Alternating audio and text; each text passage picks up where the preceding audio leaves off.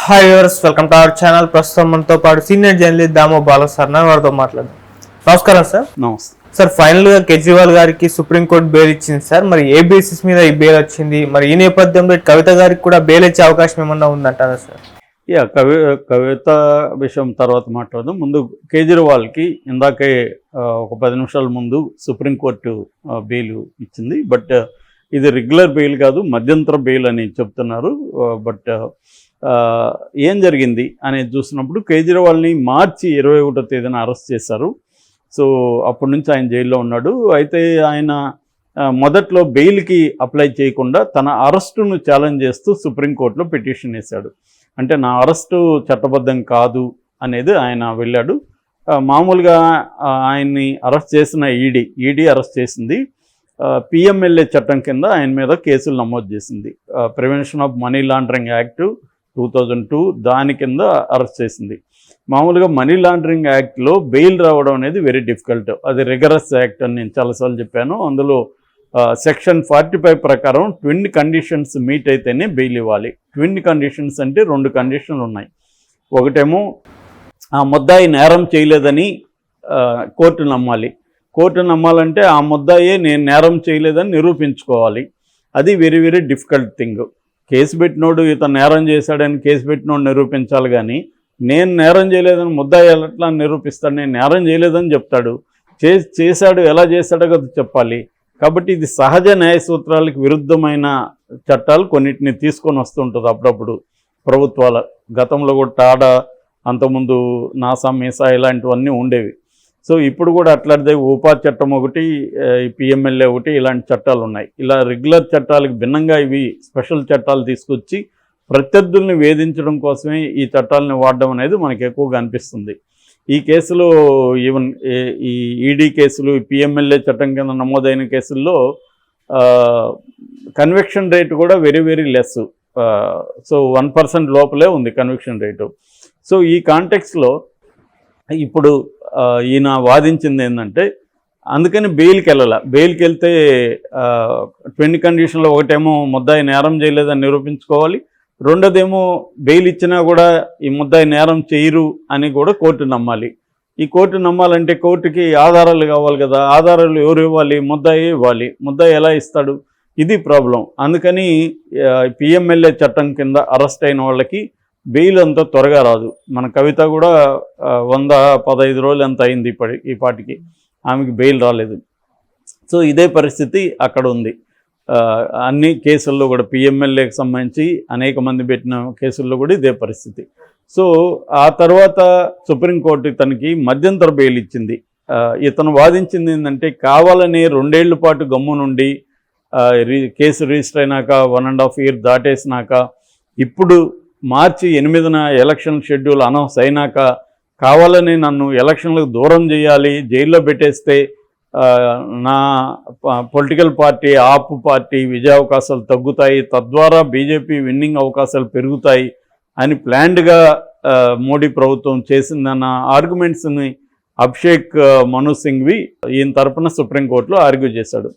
Supreme court దానికి convince అయింది. ఎందుకంటే ఎలక్షన్లు అనేవి ప్రజాస్వామ్యంలో వివా ఫోర్స్ ఏదో చెప్పింది ఒక పదం కూడా, అంటే లైఫ్ ఫోర్స్ ఇవి ఎన్నికలు అనేవి. అటువంటి లైఫ్ ఫోర్స్కి దూరం చేయడం ఒక నేషనల్ పార్టీ నాయకుడిని కరెక్ట్ కాదు అని చెప్పి మే 10న బెయిల్ ఇచ్చింది, మధ్యంతర బెయిల్. అయితే జూన్ 1 వరకే అది ఎన్నికలు అయిపోయే వరకే.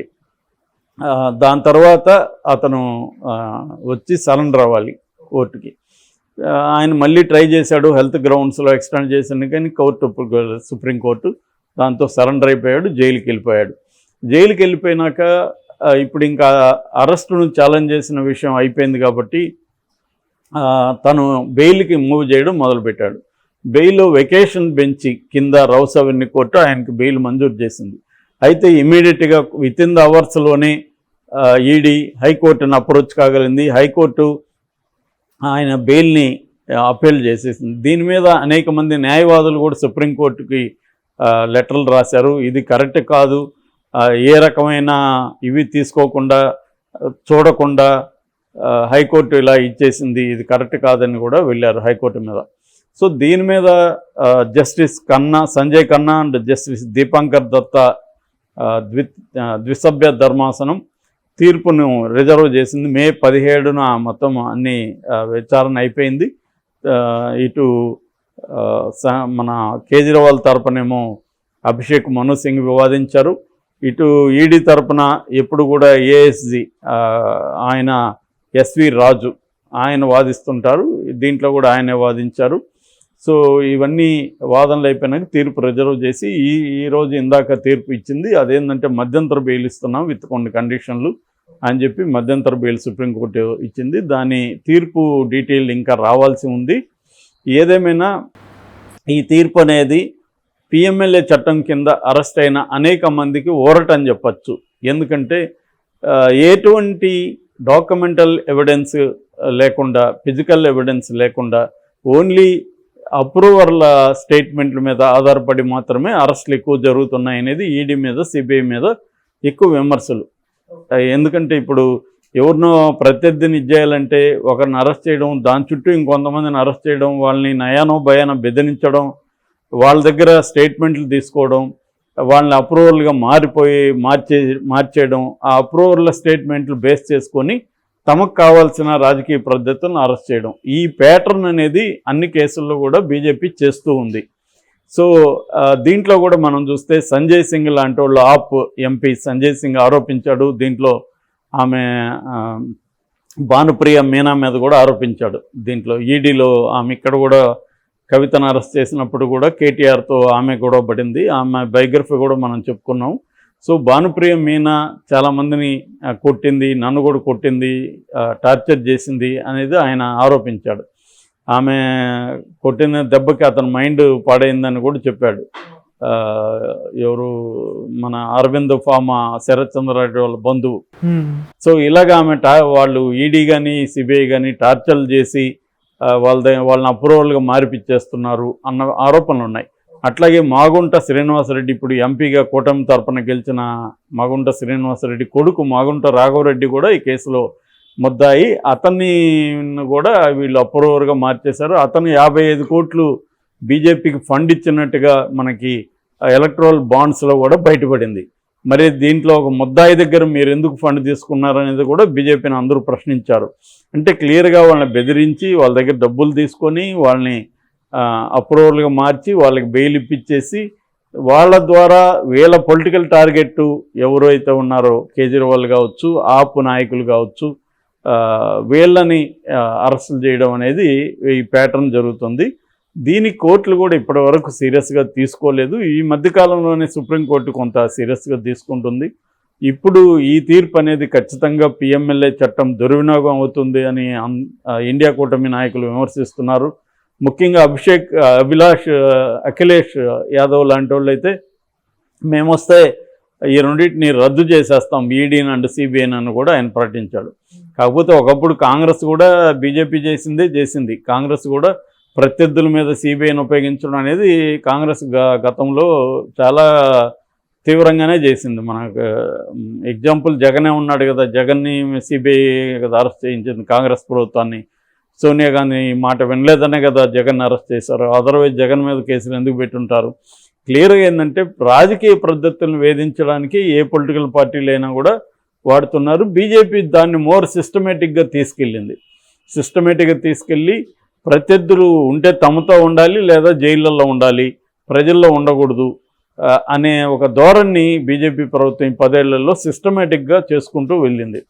అందులో భాగంగానే ఇది పెట్టింది. సో ఇప్పుడు ఇది వచ్చిన దానివల్ల ఖచ్చితంగా కవితకు కూడా కొంత ఊరట దొరికే అవకాశం ఉంది. కింది కోర్టులు కూడా సుప్రీంకోర్టు తీర్పుల్ని దృష్టిలో పెట్టుకొని కొంత ఒళ్ళు దగ్గర పెట్టుకొని తీర్పులు ఇచ్చే అవకాశం ఉంది. ఆమె కూడా ఇప్పుడు డిఫాల్ట్ బెయిల్కి ఆమె రౌసాన్య కోర్టులో పిటిషన్ వేసింది. ఎందుకంటే నా కేసులో 60 రోజుల లోపల ఫైనల్ ఛార్జ్ షీట్ వేయాలి, వీళ్ళు వేయలేదు కాబట్టి నాకు డిఫాల్ట్ బెయిల్కి నేను అర్హురాలని అనేది ఆమె పెట్టింది. సో దాని మీద సిబిఐ అండ్ ఈడీ అభిప్రాయాల్ని కనుక్కోవడానికి నోటీసులు రౌసాన్య కోర్టు జారీ చేసింది.